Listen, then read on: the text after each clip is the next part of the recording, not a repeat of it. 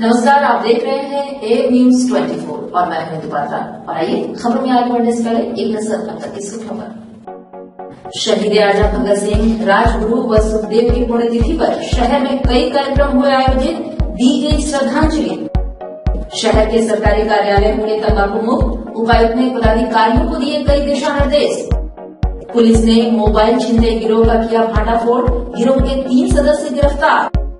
और ABM college में नामांकन को लेकर छात्रों ने जमकर काटा बवाल। और खबरों की शुरुआत शहीदी दिवस के साथ। जी हां, 23 मार्च यानी कि देश के लिए लड़ते हुए अपने प्राणों को हंसते हंसते न्यौछावर करने गए 3 वीर सपूतों को शहीद दिवस के रूप में इनकी पुण्यतिथि को मनाया जाता है। और यह दिवस न केवल देश के प्रति सम्मान और हिंदुस्तानी होने का गौरव का अनुभव कराता है, बल्कि वीर सपूतों के बलिदान को भीगे मन से श्रद्धांजलि भी देता है। आज पूरे देश में शहीद आजम भगत सिंह का शहीद दिवस मनाया जा रहा है। कहीं माला पहनाया जा रहा है तो कहीं कई तरह के कार्यक्रम कर याद किया जा रहा है।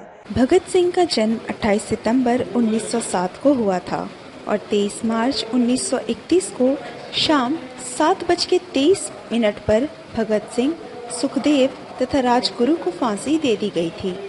शहीद सुखदेव का जन्म 15 मई 1907 को पंजाब के लायलपुर, पाकिस्तान में हुआ।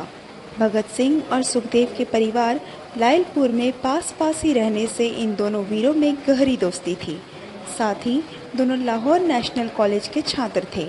सैंडर्स हत्याकांड में इन्होंने भगत सिंह तथा राजगुरु का साथ दिया था। शहीद राजगुरु 24 अगस्त 1908 को पुणे जिले के खेड़ा में राजगुरु का जन्म हुआ था। शिवाजी की छापामार शैली के प्रशंसक राजगुरु लोकमान्य बाल गंगाधर तिलक के विचारों से भी प्रभावित थे। चौक जहाँ शहीद आजम भगत सिंह जी का पूरे झारखंड में सबसे बड़ी प्रतिमा बनी हुई है, यहाँ हमारी एक समिति है, शहीद भगत सिंह स्मारक समिति, जो हर वर्ष इनके शहादत दिवस को याद करती है और उनके शहादत दिवस पर शिक्षा के प्रति जागरूक करते हुए गरीब बच्चों के बीच में स्कूल बैग का वितरण का कार्यक्रम की है। इस कार्यक्रम में हमारे मुख्य अतिथि श्री रघुवर दास जी आए थे। उन्हीं के सर कमलों द्वारा गरीब बच्चों के बीच में स्कूल बैग का वितरण हुआ और इनके आदर्शों पर चलने के लिए युवाओं को प्रेरणा स्रोत कहा गया, ताकि हम युवाओं का जो प्रेरणा है, हम युवाओं का जो हीरो है वो शहीद आजम भगत सिंह जी हैं। इनके प्रेरणा पर, इनके आदर्शों पर चलने के लिए सभी युवाओं को हमारी समिति आग्रह करती है। तो ये तो बात हुई शहीद दिवस की। अब रुक कर लेते हैं अगली खबर की ओर, जहां जमशेदपुर में तंबाकू विक्रेताओं को अब लाइसेंस देने की बात चल रही है, जिसको लेकर एक अहम बैठक की गई। जमशेदपुर में तंबाकू नियंत्रण के लिए जिला उपायुक्त की अध्यक्षता में एक बैठक हुई, जिसमें जिले के तमाम एनजीओ और जिलाधिकारी पदाधिकारी मौजूद रहे। जहां जिला में तंबाकू नियंत्रण पर जोर देते हुए रणनीति बनाई गई, जिसमें फूड से लेकर तंबाकू विक्रेताओं को लाइसेंस दिया जाएगा और टीम गठित कर छापेमारी भी की जाएगी। वहीं जिला उपायुक्त ने बताया कि तमाम सरकारी कार्यालयों को तंबाकू मुक्त करना है। वहीं जिले में तंबाकू पर रोक लगाते हुए नियंत्रण पर बल देने के लिए आज बैठक बुलाई गई थी। वहीं आगामी पर्व होली के लिए जिला स्तर पर कोरोना को देखते हुए सावधानी से मनाने की हिदायत दी गई है। जो फूड सेफ्टी एक्ट के तहत दुकानें आती हैं उनकी लाइसेंसिंग सर्वे करके अलग से की जाएगी और जो तंबाकू प्रोडक्ट बेचने वाले लोग हैं म्युनिसिपल एरिया में, उनकी लाइसेंसिंग बिल्कुल अलग तरीके से की जाएगी। उनकी होलसेल नेटवर्क के साथ में जो टाई अप है उसको भी चेक किया जाएगा। साथ ही साथ जो हम लोगों के डिफरेंट कार्यालय हैं, जितने भी सरकारी कार्यालय हैं, उनको हम लोगों को तंबाकू मुक्त घोषित किया जाना है। इसके लिए जो हम लोगों को एसओपी फॉलो करनी है वो एसओपी फॉलो करा के जितने सरकारी ऑफिसर्स हैं उनको तंबाकू मुक्त करेंगे। साथ ही साथ जो नगर पालिकाएं हैं उनमें एक हम लोगों को इन्फोर्समेंट के लिए टास्क फोर्स गठित करना है। उस टास्क फोर्स का गठन करके लगातार छापेमारी का अभियान जो है वो करवाया जाएगा और जो डेलिक्वेंट हैं, जो लगातार इसका अवहेलना कर रहे हैं, उन पर्टिकुलर चीज का अनुपालन करवाया जाएगा। कल ही विधानसभा में इसके लिए एक नया एक्ट भी पारित किया गया है, जिससे हम लोगों के लीगल इन्फोर्समेंट को बहुत ही ज्यादा मदद मिलेगी। इसके लिए मैं पूरे संपूर्ण जिला प्रशासन की ओर से सरकार को तहे दिल से धन्यवाद देता हूँ। और यहाँ आपको बताते चले कि परसुड़ी और ब्रह्मागंज थाना क्षेत्रों में मोबाइल छिनतई की घटना को अंजाम देने वाले गिरोह के 3 सदस्यों को पुलिस टीम ने गिरफ्तार कर लिया है। बता दें कि तीनों बदमाश परसुड़ी के रहने वाले हैं। इसमें से विकास मदीना परसुड़ी ग्वालापट्टी का रहने वाला है। इसी तरह मन्नू पात्रो परसुड़ी के किताड़ी मस्जिद रोड का रहने वाला है और तीसरा जितेंद्र माझी railway traffic colony Lakshmi medical के पास का रहने वाला है। तीनों बदमाशों के पास से पुलिस ने 4 मोबाइल फोन, 1 बाइक और 1 स्कूटी बरामद किया है। पुलिस जब बदमाशों तक पहुंची थी तब ये पुलिस को देखते ही भागने लगे थे। इसके बाद पुलिस ने शक के आधार पर सभी को दबोच लिया। छापेमारी की टीम में परसुड़ी थानेदार राजेंद्र कुमार दास, ब्रह्मागंज थानेदार राजू, एएसआई दिलीप कुमार के साथ कई शामिल थे। थाना क्षेत्र में लूट और छिनतई की हुई घटनाओं का उद्भेदन पुलिस के द्वारा किया गया है। ब्रह्मागंज थाना और परसुड़ी थाना की टीम की संयुक्त कार्रवाई में 3 अपराधियों को गिरफ्तार किया गया है। इनका नाम है विकास मदीना, मुन्ना पात्रो, मन्नू पात्रो और जितेंद्र माझी। ये परसुड़ी और बांगड़ा क्षेत्र के रहने वाले हैं। इन तीनों के पास से जो घटना में लूटी गई मोबाइल, 4 मोबाइल को बरामद किया गया है और घटना में जो प्रयोग किया गया हीरो होंडा मोटरसाइकिल और स्कूटी को भी जब्त किया गया था। ये तीनों अपराधी पिछले कुछ दिनों से फरार थे और इन्होंने जो घटनाओं को अंजाम दिया था उसका सफल उद्भेदन किया गया है और इन तीनों को हिरासत में न्यायिक हिरासत में गई। इनका मोडस ऑपरेंडी यही था कि जो राहगीर हैं जो मोबाइल लेकर के गाड़ी में बात कर रहे हैं, मोटरसाइकिल में जा रहे हों या फिर कहीं पे रास्ते में चल रहे हों तो और अगर ध्यान नहीं दे रहे हैं आसपास में तो ऐसे लोगों को चिन्हित करके ये रास्ते में मोटरसाइकिल से ही छीना करते थे या लूट करते थे और फिर भाग जाते थे। इन मोबाइल्स को कुछ मोबाइल को इन्होंने बेच दिया था और कुछ इनके पास से बरामद किया गया। और यहाँ आपको बताया कि जमशेदपुर के एवीएम कॉलेज में पीजी की 7 सीटों के आवेदन का सत्यापन के बावजूद नामांकन नहीं होने से छात्रों ने जमकर बवाल काटा। आइए देखते हैं पूरी खबर।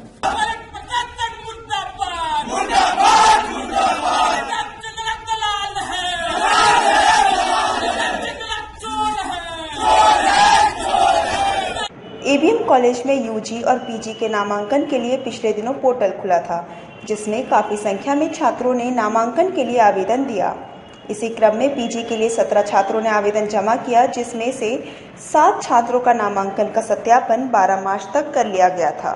लेकिन कॉलेज की उदासीनता के कारण 17 मार्च को नामांकन की तिथि समाप्त हो गई, जिसके बाद सत्यापन हो चुके छात्रों ने कॉलेज और कुल्हान प्रबंधन से पत्राचार कर नामांकन का अनुरोध किया, जिस पर कुल्हान विश्वविद्यालय द्वारा एवीएम कॉलेज को अपने स्तर से नामांकन कर लेने का निर्देश दिया गया।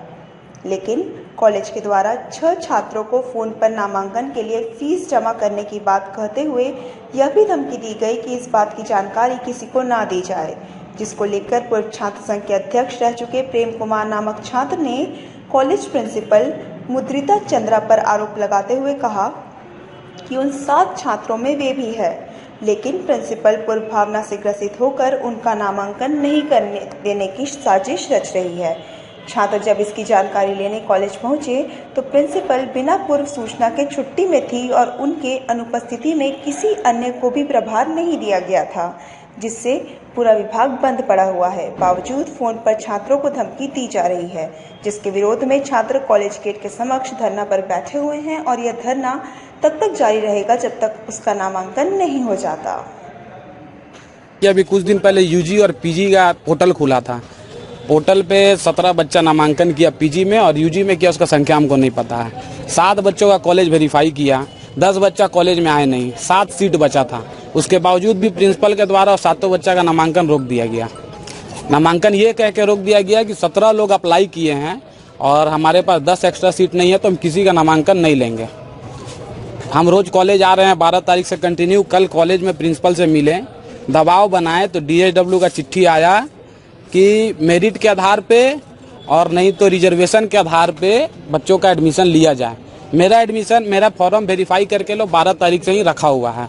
कल शाम तक हम कॉलेज में थे, प्रिंसिपल को हम बहुत रिक्वेस्ट किए हैं तो उनका कहना था कि कल सुबह हम समाधान कर देंगे। आज सुबह से हम लोग कैंपस में आए हैं, प्रिंसिपल बिना किसी सूचना का छुट्टी पे है।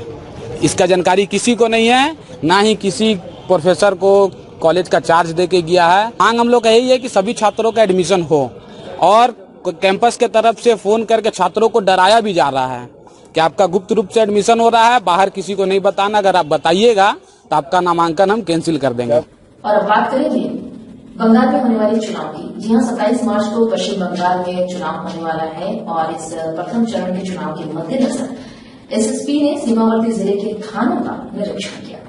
नेशनल इलेक्शन कमीशन एवं हम लोगों को जो पुलिस मुख्यालय द्वारा इसमें निर्देश जो प्राप्त है, उसी के आलोक में कल खुद मैंने पर्सनली कमलपुर थाना का क्षेत्र जो पुरुलिया पड़ता है, बड़ा बाजार का थाना, वहां पर दौरा किया। प्लस सेकंड हाफ में हमने बड़ा बाजार बहरागोड़ा जो हम लोग को बरसुल थाना पड़ता है, वहाँ का जामपड़ी थाना का दौरा किया। उसमें जो भी वहाँ हमारे डीएसपी हैं और थाना प्रभारीगण है, उन लोगों के साथ मैंने पर्सनली ब्रीफिंग की और टोटल हमारे पास 4 चेकनाका परमानेंट बनाया जा रहा है और हम लोगों के पास 4 टेम्प्रेरी चेकनाका मोबाइल चेकनाका बनाया जा रहा है। इसके अलावा एक्साइज टीम के साथ एक हम लोगों को मोबाइल टीम भी बनाया जाएगा और इसमें 24 घंटे मजिस्ट्रेट रहेंगे, फोर्स रहेंगे और गाड़ियाँ इनको दी जा रही है। और ये इलेक्शन कमीशन का ये हमेशा गाइडलाइन है और निर्देश आदेश भी है कि 72 घंटे जो है हम लोगों को कोरस बॉर्डर भी सील करना है। हमारे साथ जो भी डिस्ट्रिक्ट का बॉर्डर है उसमें सील भी करना है। तो हम लोग प्रयास भी कर रहे हैं कि यदि ड्रोन भी हमको इस्तेमाल करना हो तो ड्रोन भी इस्तेमाल करेंगे और इसमें कोई ना पैसा लेके जाने के लिए अनुमति नहीं मिलेगी या कोई हम लोगों का दारू ले जाना या कोई बोगस वोटिंग भी, जो हम लोग आधार कार्ड भी चेक करने के लिए निर्देश दिए हैं। यदि 26 तारीख को शाम में अपने बॉर्डर में 27 को पहला प्रथम फेज हो रहा है, यदि कोई गाड़ी में भरा होके भी आदमी लेके जाते हैं तो सभी का आधार कार्ड भी चेक करने के लिए बोला गया है ताकि बोगस वोटिंग ना हो। तो हम लोग 100% अपने जो पुरुलिया जिला बॉर्डर है और अपना झारग्राम जिला बॉर्डर है उनको हम लोग सहयोग कर रहे हैं और निरंतर हम अपना दोनों एसपी से संपर्क में है। जो भी उनको कठिनाई होती है हम लोग उसमें सहयोग कर रहे हैं। तो निष्पक्ष रूप से इस बार जो है बिना किसी नक्सली घटना का और कोई लॉ एंड ऑर्डर इशू का बॉर्डर में अच्छी तरह इलेक्शन होने का समय। और अब बात करेंगे शहर में बढ़ते तेज रफ्तार के कहर की। जी हां, इसी कड़ी में करंडी में एक अनियंत्रित तेज रफ्तार कार एक दुकान में जा घुसी, जिसमें एक दुकान और स्कूटी पूरी तरह से क्षतिग्रस्त हो गया। हालांकि लोग बाल बाल बच गए हैं। बताया जा रहा है कि कार की रफ्तार काफी तेज थी और अनियंत्रित होकर एक दुकान में अचानक जा घुसी, जिसमें एक स्कूटी और दुकान पूरी तरह क्षतिग्रस्त हो गए। वहीं देखते देखते स्थानीय लोग जमा हो गए और एक बड़ी घटना होते होते टल गई। और वहीं दूसरी ओर तिनप्लेट काली मंदिर के सामने भी तेज रफ्तार का कहर देखने को मिला। ये देखते हैं पूरी खबर। बता दें कि तिनप्लेट काली मंदिर के पास तेज रफ्तार से आ रही कार ने बाइक को जोरदार टक्कर मार दी, जिससे एक व्यक्ति गंभीर रूप से घायल हो गया। वहीं स्थानीय लोगों द्वारा घायल व्यक्ति को अस्पताल पहुंचाया गया।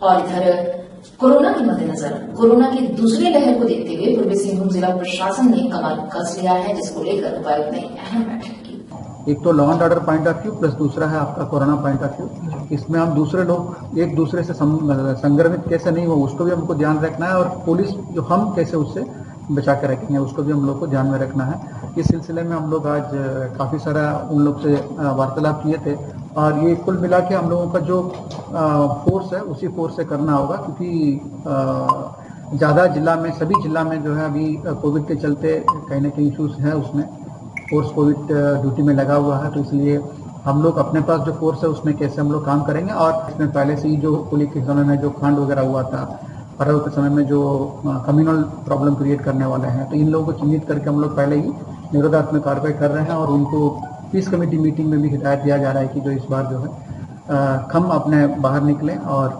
जैसे गाइडलाइन मिलेगा सरकार की तरफ से जैसे आप लोग अपना होली का बनाएं।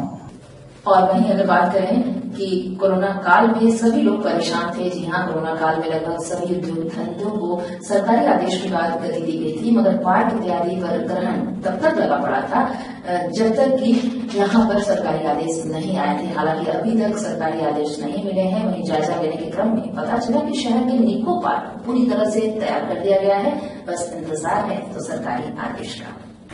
जहां जायजा लेने के क्रम में पता चला जमशेदपुर निको पार्क को पूरी तरह से तैयार रखा गया है, बस इंतजार है तो सरकारी आदेश का। जहां अधिकारियों का कहना है कि कोविड को देखते हुए तमाम तैयारियां की गई है।